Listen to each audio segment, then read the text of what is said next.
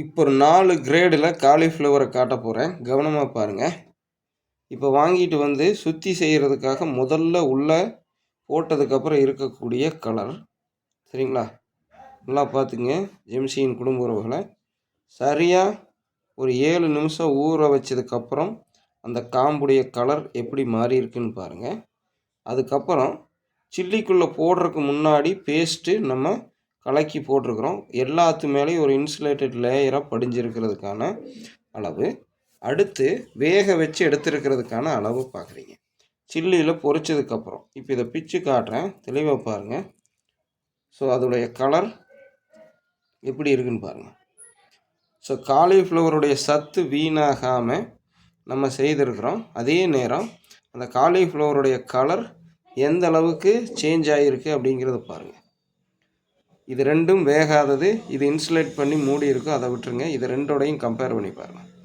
இப்படி எண்ணெயில் பொரிச்சு எடுத்தீங்க அப்படின்னா காலிஃப்ளவருடைய சத்து வீணாகாமல் இருக்கும். மேலே பார்த்தீங்கன்னா சுற்றி ஒரு லேயர் லேசாக படிஞ்சிருக்கும், சரிங்களா?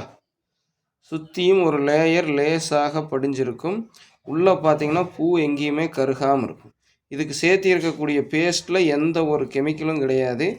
எல்லாமே, அதாவது செயற்கை ரசாயனம் எதுவும் கிடையாது, இயற்கையாக மட்டும் இருக்கக்கூடியது மட்டும்தான் சேர்த்துருக்கோம், சரிங்களா? ஸோ நம்ம கார்ன்ஃப்ளவர் மாவு கூட சேர்த்துறது கிடையாது, கடலை மாவை பயன்படுத்தியே செய்து எடுத்துருக்குறோம். போண்டா மாதிரி நினச்சிடாதீங்க. போண்டா அளவுக்கு நம்ம புளிக்க வைக்க போகிறதில்ல. கடலை மாவு, நம்மளுடைய இன்க்ரீடியன்ஸ்ட்டு, அதுக்கப்புறம் வரமிளகாய் தூள், மஞ்சள் தூள், இரும்பு கடாயில் வறுத்த கல்லுப்பு தண்ணியில் போட்டு லைட்டாக கரைச்சி உள்ளே போட்டு நம்ம எடுத்துருக்குறோம். இது வந்து சாதாரண ஒரு டிஷ்ஷாக இப்படி பயன்படுத்தலாம். இன்னும் வந்து பார்த்திங்கன்னா இதை மதிப்பு கூட்டணுன்னா நம்ம உடம்பில் இருக்கக்கூடிய பிரச்சனைகளுக்கு தகுந்த மாதிரி ஒவ்வொரு மூலிகை பொடிகளை சேர்த்தும் பயன்படுத்தலாம். இன்று நம்ம பௌர்ணமாக்காக தயாரிச்சிருக்கிறோம் சில மூலிகைகளை சேர்த்து.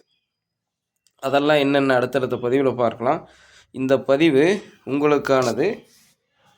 முதல்ல இருக்கிறது திரும்பவும் சொல்கிறேன், இப்போ ஃபஸ்ட்டு இருக்கிறது சென்ட்ராக தெரியுது இல்லைங்களா, இந்த பூ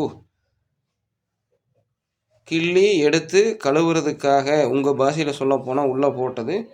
இது நம்ம சொல்கிற மாதிரி சுற்றி செய்கிறதுக்காக உள்ளே போட்டு அதோடைய காம்பில் கலர் எந்த அளவுக்கு சேஞ்சஸ் ஆகிருக்குதுன்னு பார்க்குறீங்க.